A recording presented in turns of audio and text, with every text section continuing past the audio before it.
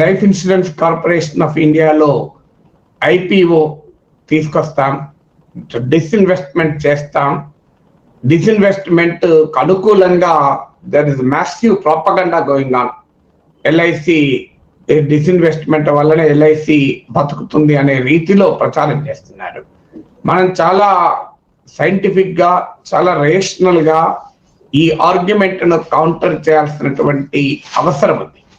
So నిజంగా ఈ LIC disinvestment అవసరమా? ఎల్ఐసి డిస్ఇన్వెస్ట్మెంట్ వల్ల ఎవరికి ప్రయోజనం? ఎల్ఐసికి ప్రయోజనమా? భారతదేశ ప్రజలకు ప్రయోజనమా?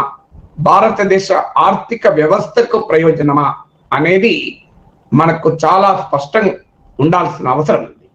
మొదటి పాయింట్ ఏంటంటే, ఎల్ఐసిలో ఐపీఓ తీసుకొచ్చే మొదలు 10% 10% మేరకు మేము డిస్ఇన్వెస్ట్ చేస్తాము. 90% ప్రభుత్వ చేతుల్లోనే ఉంటుంది కనుక ఏ రకమైన ప్రమాదము లేదు అనేది కేంద్ర ప్రభుత్వ వాదన. ఎందుకంటే ఎల్ఐసిని ప్రైవేటీకరించడానికి ఇది ఒక తొలిమెట్టు అనే ఆర్గ్యుమెంట్ ను కౌంటర్ చేస్తూ ఓన్లీ 10% మేము స్టేక్స్ ను డిస్ఇన్వెస్ట్ చేస్తున్నాము, సో మిగతావి ఏ రకంగానూ కూడా ప్రమాదం ఉండదు అనేది వాదన.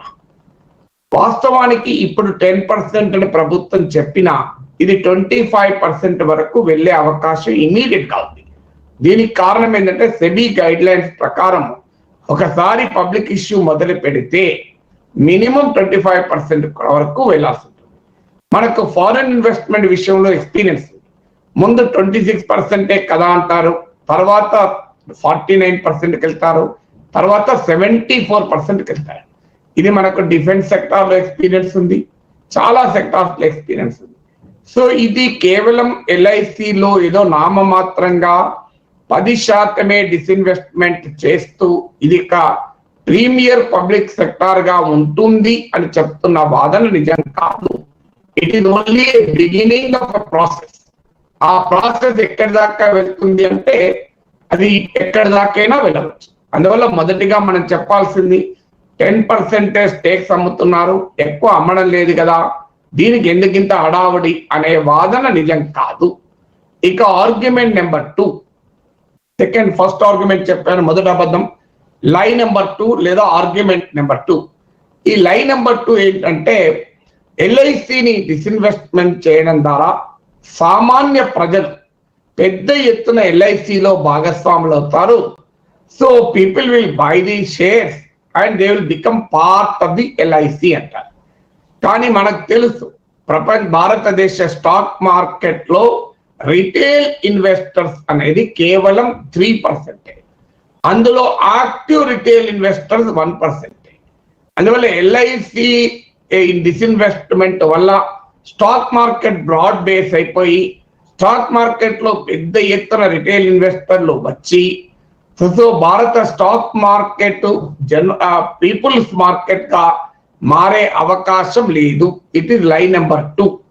లై నెంబర్ 3 ఏంటంటే, ఎల్ఐసి డిస్ఇన్వెస్ట్మెంట్ చేయడం ద్వారా దాని ఎఫిషియన్సీ పెరుగుతుంది. అసలు దీన్ని మించిన జోక్ ఆఫ్ ద సెంచరీ ఇంకోట్లేదు. ఎల్ఐసిని డిస్ఇన్వెస్ట్మెంట్ చేయడం ద్వారా ఎల్ఐసి పర్ఫార్మెన్స్ పెరుగుతుంది అట. నేను సింపుల్ గా insurance regulatory and development authority IRDA లెక్కలే మీ ముందు చెప్తాను. సో నిజంగానే ఎల్ఐసి పర్ఫార్మెన్స్ ఇప్పుడు ఎలా ఉంది, దీంట్లో డిస్ఇన్వెస్ట్మెంట్ చేస్తేనే ఇంప్రూవ్ అవుతుందా? ఒక్క సెకండ్ ఆలోచిద్దాం. ఎల్ఐసి జీవిత బీమా రంగంలో ప్రైవేట్ పెట్టుబడులను, దేశ విదేశీ పెట్టుబడులను ఆహ్వానించడం అనేది మొదలై చాలా రోజులైంది, దాదాపు 2-3 దశాబ్దాలైంది. సో ఈ 2-3 దశాబ్దాలలో LIC is competing with the private players. Even today LIC market share is 73%. అంటే ఇన్సూరెన్స్ రంగంలో మానోపొలీతో మాత్రమే ఎల్ఐసి పెరగలేదు. ఎల్ఐసి మానోపొలీ లేక కాంపిటీషన్ లో ఉన్నా కూడా, కాంపిటేటివ్ మార్కెట్ లో కూడా 73% మార్కెట్ షేర్ కలిగి ఉంది. So this is the first performance indicator. So లై నెంబర్ 3ని డిస్పెల్ చేయడానికి మొట్టమొదటి పర్ఫార్మెన్స్ ఇండికేటర్ ఏంటంటే, ఎల్ఐసి ప్రైవేట్ ప్లేయర్స్ తో కంపీట్ చేస్తూ కూడా 73% మార్కెట్ షేర్ కలిగి ఉంది. ఇక రెండవ ఇండికేటర్, సో రెండవ ఇండికేటర్ బి, ఎల్ఐసిలో క్లెయిమ్స్ పర్సంటేజ్ 0.43 తిరస్కారం, క్లెయిమ్స్ రిజెక్షన్ రేటు 0.43% ఎల్ఐసిలో. కానీ ప్రైవేట్ ప్లేయర్స్ లో claims rejection rate more than 2.8%. అంటే మరి ఎల్ఐసి క్లెయిమ్స్ సెటిల్ చేయడంలో ప్రైవేట్ ప్లేయర్లతో పోలిస్తే ఎల్ఐసి చాలా బెటర్ గా ఉంది అన్న దానికి ఇది ఒక ఎగ్జాంపుల్. ఇక పర్ఫార్మెన్స్ ఇండికేటర్ 3, సో ఈ పర్ఫార్మెన్స్ ఇండికేటర్ 3లో మీకు అర్థం కావాల్సింది, ఇవాళ మనకు అర్థమైన జనానికి అర్థం చేయించాల్సింది ఏంటంటే, ఎల్ఐసి ప్రభుత్వ రంగ సంస్థ గనక ఖర్చులు ఎక్కువ పెడుతుంది, ప్రైవేట్ సంస్థ అయితే చాలా ఎఫెక్టివ్ ఎక్స్పెండిచర్ మేనేజ్మెంట్ ఉంటుంది అనే ఒక వాదన. కానీ insurance regulatory development authority IRDA 2018 report ప్రకారం ఎల్ఐసిలో ఆపరేషనల్ ఎక్స్పెన్సెస్ 3.19% తగ్గింది. Operational expenses in LIC declined by 3.19%. Whereas private insurance companies low operational expenses 17.15% పెరిగింది 2018-19 IRDA report. సో మరి ఆపరేషనల్ ఎక్స్పెన్సెస్ బాగా పెరిగిన ప్రైవేట్ ప్లేయర్స్ ఎఫిషియెంట్ కేవలం 3.19% తగ్గిన, కేవలం కూడా కాదు. So there is a reduction in operational expenses in LIC. ఎల్ఐసిలోమో నిర్వహణ ఖర్చులు తగ్గాయి 3.19%, ప్రైవేట్ కంపెనీలోమో నిర్వహణ ఖర్చులు 17.15% పెరిగింది. ఏది ఎఫిషియెంటో మీరే చెప్పండి. ఇక పర్ఫార్మెన్స్ ఇండికేటర్ 4, నేను ఇప్పటిదాకా 3 పర్ఫార్మెన్స్ ఇండికేటర్లు చెప్పాను. పర్ఫార్మెన్స్ ఇండికేటర్ 4 ఏమిటంటే, ఎల్ఐసిలో ఈ రోజు మీరు అసెట్ వాల్యూస్ చూడండి, ఇన్వెస్ట్మెంట్స్ చూడండి, ఈ గణాంకాలు ఏవి చూసినా కూడా ఎల్ఐసి సిగ్నిఫికెంట్ మార్కెట్ ప్లేయరే కాదు, చాలా సిగ్నిఫికెంట్ మార్కెట్ ఎఫిషియన్సీతో పనిచేస్తున్నటువంటి సంస్థ. సో ఇవాళ ఎల్ఐసిలో 73% బీమా మార్కెట్, జీవిత బీమా మార్కెట్ లో మార్కెట్ షేర్ కలిగి తన నిర్వహణ ఖర్చులు తగ్గించుకుంటూ క్లెయిమ్స్ సమర్థవంతంగా సెటిల్ చేస్తూ లాభాలు సంపాదిస్తూ పెద్ద ఎత్తున పెట్టుబడులు పెడుతూ ప్రభుత్వానికి ఆదాయాన్ని సమకూరుస్తున్న ఎల్ఐసి ఎఫిషియెంటా, ప్రైవేట్ ఇన్సూరెన్స్ ప్లేయర్స్ ఎఫిషియెంటా చెప్పాలి. ఇక మరి ప్రభుత్వం చెప్తున్న ఇంకో లైన్ నెంబర్ 4, నేను లైన్ నెంబర్ 3 చెప్పాను. ఎల్ఐసిలో డిస్ఇన్వెస్ట్మెంట్ చేయడం ద్వారా పర్ఫార్మెన్స్ ఇంప్రూవ్ అవుతుంది అనేది పచ్చాబద్ధము. ఎల్ఐసి ఆల్రెడీ ఇది పర్ఫార్మింగ్ కంపెనీ. సో ఎల్ఐసిని కొత్తగా పర్ఫార్మెన్స్ ఇంప్రూవ్ చేసేది ఏమీ లేదు. ఇక ఎల్ఐసిలో ఈవెన్ పర్ఫార్మెన్స్ ఇండికేటర్ 4 కూడా చెప్పి నేను లైన్ నెంబర్ 4కి వెళ్తాను. పర్ఫార్మెన్స్ ఇండికేటర్ కు మరొక కొలబది ఏంటంటే నాన్ పర్ఫార్మింగ్ అసెట్స్, NPS. అంటే ఎల్ఐసి ఇచ్చిన అప్పులలో ఎంత మేరకు మొండి బాకీలుగా ఉన్నాయి. మనకు తెలిసి ఇవాళ ప్రభుత్వ రంగ బ్యాంకుల్లో మీరు మొండి బాకీలు 11% దాకా ఉన్నాయి, కానీ ఎల్ఐసిలో మొండి బాకీలు కేవలం 1%. So non performing assets in LIC account for only 1% of the total advances of LIC, and as a proportion of its total assets తీసుకుంటే 0.8%. సో 4 పర్ఫార్మెన్స్ ఇండికేటర్ల పైన నేను మనకు ఎక్స్ప్లెయిన్ చేయాల్సింది ఏంటి అంటే, LIC is a far superior organization in terms of its performance. అందువల్ల ఇవాళ disinvestment చేసి ఎల్ఐసి పర్ఫార్మెన్స్ ని ఇంప్రూవ్ చేస్తా అని అనడం, దాన్ని మించిన తెలివి తక్కువ ఆర్గ్యుమెంట్ ఇంకోటి లేదు. ఎల్ఐసి మార్కెట్ కాంపిటీషన్ ఎదుర్కొంటూ ప్రైవేట్ ప్లేయర్స్ కన్నా కూడా చాలా రెట్లు సమర్థవంతంగా పనిచేస్తున్నటువంటి సంస్థ. సో లైన్ నెంబర్ 3 ఏంటంటే ఎల్ఐసిలో డిస్ఇన్వెస్ట్మెంట్ ద్వారా ఇంప్రూవ్ చేస్తామనేది పచ్చి అబద్ధం. ఇక లైన్ నెంబర్ 4, ఇది కేంద్ర ప్రభుత్వ సంస్థ గనక కేంద్ర ప్రభుత్వానికి హక్కులుంటాయి, ఇది సెంట్రల్ గవర్నమెంట్ పిఎస్యు కనుక సెంట్రల్ గవర్నమెంట్ కెన్ డిస్ఇన్వెస్ట్ అనే ఒక వాదన ఉంది. వాస్తవంగా అది కూడా నిజం కాదు. It is not totally central government organisation. ఎందుకు ఈ మాట చెప్తున్నా అంటే ఎల్ఐసి చట్టం చూద్దాం. ఇవాళ భారత ప్రభుత్వానికి ఎల్ఐసి డిస్ఇన్వెస్ట్మెంట్ చేసే రాజ్యాంగపరమైన చట్టపరమైన హక్కు కూడా లేదు. The government of India has no constitutional and legal right to disinvest LIC. ఎందుకు ఈ మాట చెప్తున్నానంటే ఎల్ఐసి చట్టం ఏం చెప్తోంది, ఎల్ఐసికి వచ్చే లాభాలలో 5% మాత్రమే గవర్నమెంట్ కు డివిడెండ్ గా వెళ్తుంది. మిగతా 95% లాభాలు profits it will be given as a bonus or as a benefit for the policy holders. అంటే ఎల్ఐసికి వచ్చే ప్రాఫిట్ లో 5% గవర్నమెంట్ ఆఫ్ ఇండియాకి వెళ్తే 95% పాలసీ హోల్డర్స్ కి వెళ్తుంది. అంటే అర్థం ఏంటి, ఎల్ఐసి కేవలం భారత ప్రభుత్వ ఆస్తి కాదు, ఎల్ఐసి 40 కోట్ల పాలసీదారుల సమిష్టి ఆస్తి. సో ఎల్ఐసిలో 29 crore ఇండివిజువల్ పాలసీ హోల్డర్స్ ఉన్నారు, 11 crore గ్రూప్ పాలసీ హోల్డర్స్ ఉన్నారు. కొంతమంది ఓవర్లాప్ కూడా కావచ్చు, కానీ 29 crore అండ్ 11 crore అంటే 30 కోట్లకు పైగా పాలసీదారుల సమిష్టి ఆస్తి ఎల్ఐసి. అందువల్ల గవర్నమెంట్ ఆఫ్ ఇండియా 5% డివిడెండ్ మాత్రమే, 5% ఆఫ్ ప్రాఫిట్స్ కు మాత్రమే అర్హుడు. మిగతా 95% profits will come to the policy holders, more than 30 crore policy holders. So ఈ 30 కోట్ల పాలసీదారుల అనుమతి లేకుండా 95% లాభాలకు హక్కుదారుడైన పాలసీదారుల అనుమతి లేకుండా భారత ప్రభుత్వం ఏ రకంగా దీన్ని డిస్ఇన్వెస్ట్ చేస్తుంది. సో నేను చెప్పేది ఎల్ఐసి చట్టంలో 5% of the profits go as a dividend to the government of India. 95% of the profits come to the policy holders. అందువల్ల ఏకపక్షంగా యూనిలేటరల్ గా government of India cannot and should not disinvest LIC. అందువల్ల line number 4 ఏంటంటే ఇది భారత ప్రభుత్వ సంస్థ, కేంద్ర ప్రభుత్వ ఇష్టాలకు అనుగుణంగా ఎల్ఐసిని డిస్ఇన్వెస్ట్మెంట్ చేయొచ్చు అన్నది పచ్చి అబద్ధం. ఇక లైన్ నెంబర్ 5, గవర్నమెంట్ ఇన్వెస్ట్ చేసి కంపెనీ పెట్టింది, అందువల్ల ఇది గవర్నమెంట్ ఇన్వెస్ట్ చేసిన కంపెనీ కనుక గవర్నమెంట్ ఉంటుంది కదా తన వాటా అమ్ముకోవటానికి. ఇది భారత ప్రభుత్వం ఎల్ఐసిలో పెట్టిన పెట్టుబడి ఎంత, కేవలం 100 crores, జస్ట్ 100 crores. 100 కోట్ల పెట్టుబడి ఎల్ఐసిలో గవర్నమెంట్ ఆఫ్ ఇండియా పెట్టింది.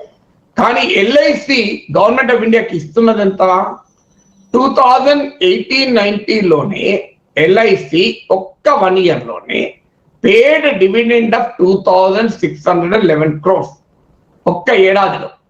అంటే ఇప్పటి వరకు ఎల్ఐసి 26,000 కోట్ల డివిడెండ్ను కేంద్ర ప్రభుత్వం చెల్లించింది. ఒక్క ఏడాదిలోనే 2,611 కోట్లు చెల్లించింది.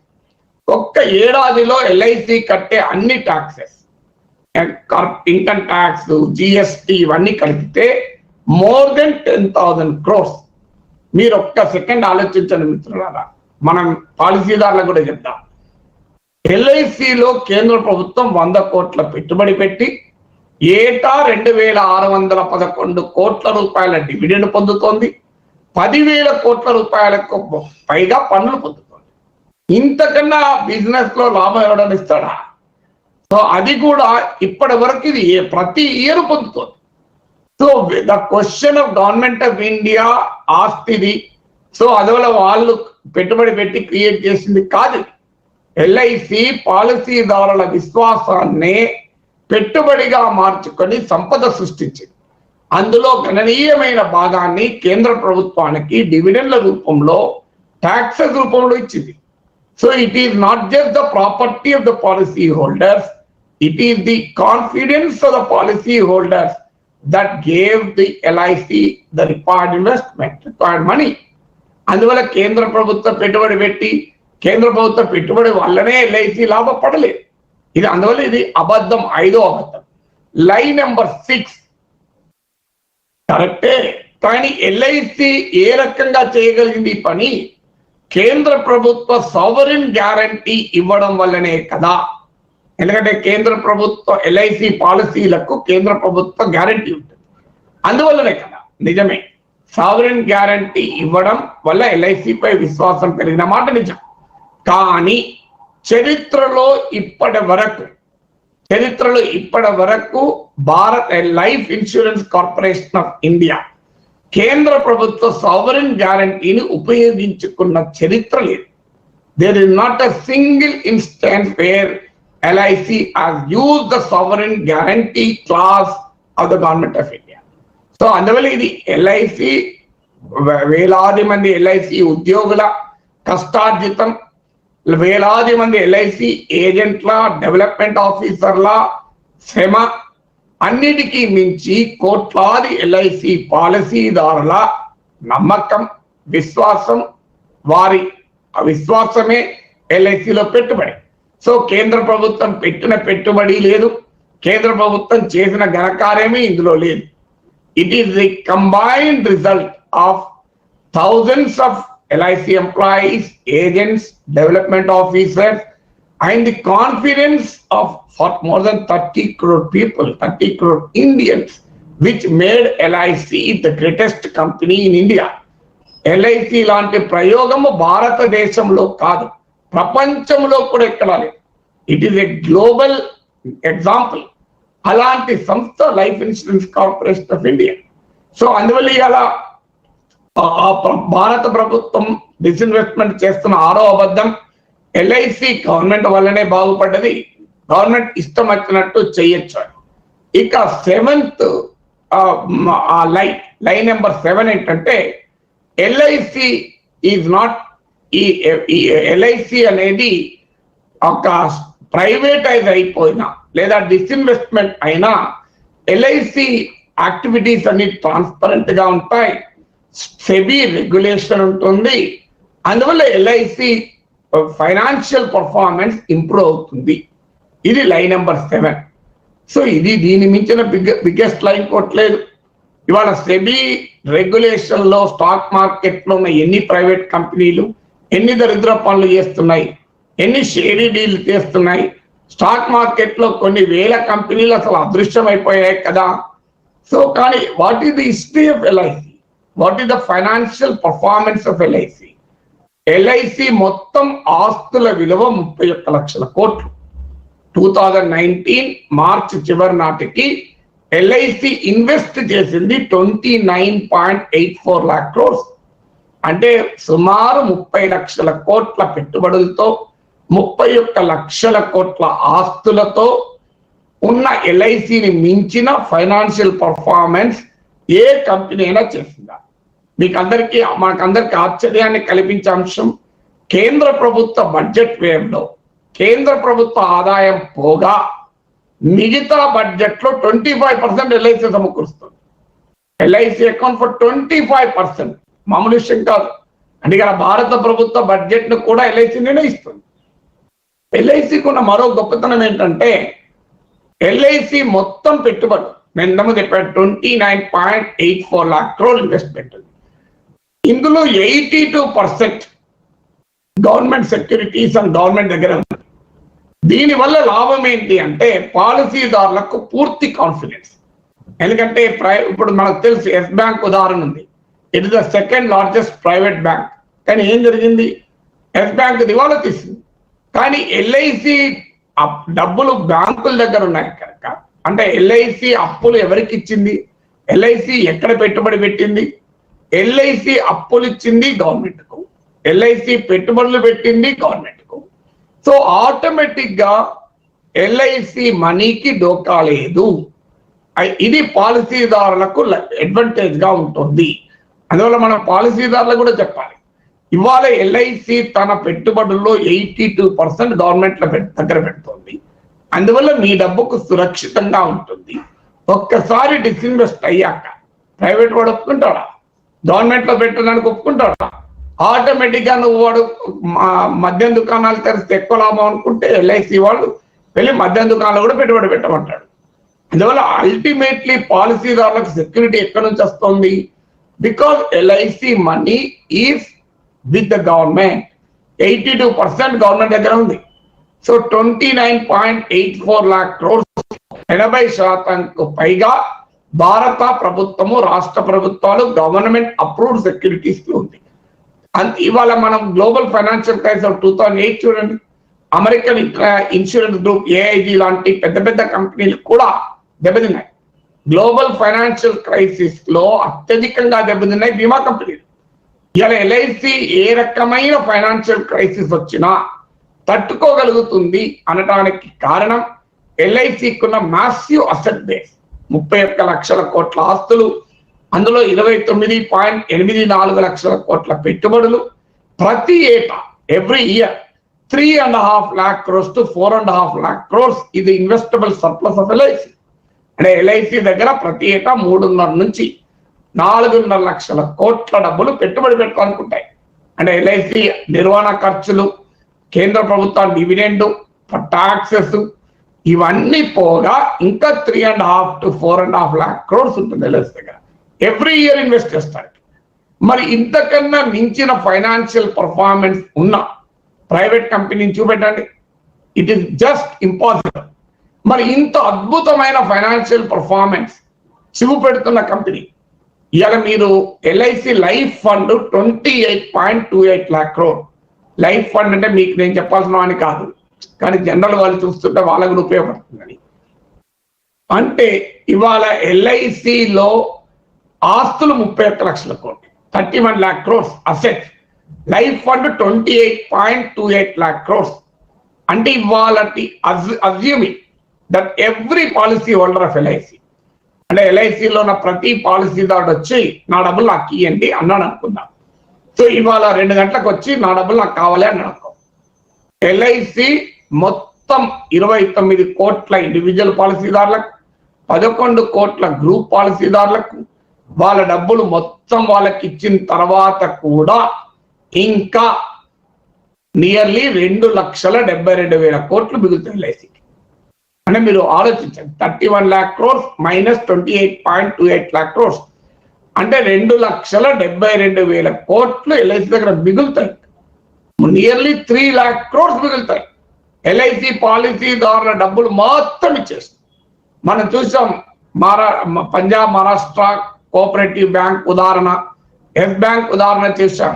ఇమీడియట్ గా ఆర్బీఐ రంగంలో దిగి 10,000కు మించి మీరు డబ్బులు తీసుకోవద్దు అని చెప్పిన ఉదాహరణ చూశారు. ఇవాళ భారత ప్రభుత్వాన్ని ఛాలెంజ్ చేస్తున్నాం. ఎల్ఐసి పాలసీదారులు అందరూ వచ్చి మా డబ్బులు మాకు కావాలి అంటే అందరి డబ్బులు ఇచ్చేసి ఇంకో 3 లక్షల కోట్లతో ఎల్ఐసి ఉంటుంది. ఇంతకు మించిన హైయెస్ట్ సుపీరియారిటీ ఉన్న ఫైనాన్షియల్ పర్ఫార్మెన్స్ ఇంకేమైనా ఉందా? అందువల్ల ఇప్పుడు ఎల్ఐసిలో డిస్ఇన్వెస్ట్మెంట్ చేస్తే ఫైనాన్షియల్ పర్ఫార్మెన్స్ ఇంప్రూవ్ అవుతుందని చెప్పితే can there be anything preposterous in this? ఇంతకన్నా జుగుప్సాకరమైన, ఇంతకన్నా హాస్యాస్పదమైన వాదన ఇంకోటి ఏదైనా ఉందా అని మనం అడుగుతున్న ప్రశ్న. ఇప్పుడు నేను చెప్పిన లెక్కలన్నీ కూడా insurance regulatory development authority, LIC annual financial statement, కేంద్ర ప్రభుత్వ బడ్జెట్ డాక్యుమెంట్స్ కోట్ చేసే చెప్తున్నా. Nothing is my personal opinion. So అందువల్ల ఎల్ఐసి డిస్ఇన్వెస్ట్మెంట్ కొరకు కేంద్ర ప్రభుత్వం చేస్తున్న అన్ని వాదనలు పచ్చి అబద్ధపు వాదనలు. మరి ఎందుకు చేస్తున్నారు? సార్ మీరంతా బాగానే ఉన్నాయి, ఇవన్నీ కారణం కాదు. మరి ఏది కారణం అంటే, ఒకటి ఎల్ఐసికి గవర్నమెంట్ సావరిన్ గ్యారంటీ ఉన్నంత కాలం ఎల్ఐసిని మార్కెట్ లో ఏ ప్రైవేట్ ఇన్సూరెన్స్ కంపెనీ కూడా ముట్టుకోలేదు. సో ఇవాళ ప్రమాదం లేకపోవచ్చు సావరిన్ గ్యారంటీకి. డెఫినెట్ గా ఇవాళ 25% డిస్ఇన్వెస్ట్ చేసినా కూడా స్టిల్ 75% గవర్నమెంట్ షేరే గనక there is no threat to the sovereign guarantee. Even government of India కూడా క్లారిఫై చేసింది కనుక. కానీ ఈ ప్రక్రియ ఎక్కడి దాకా పోతుందో తెలియదు.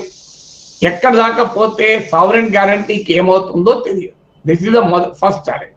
సెకండ్ ఛాలెంజ్, ఒక్కసారి ఎల్ఐసి డిస్ఇన్వెస్ట్ చేస్తే ఎల్ఐసి ప్రభుత్వంలో పెట్టుబడులు పెట్టదు. ఇక 82% గవర్నమెంట్ అండ్ రిలేటెడ్ సెక్యూరిటీస్ లో ఉండదు.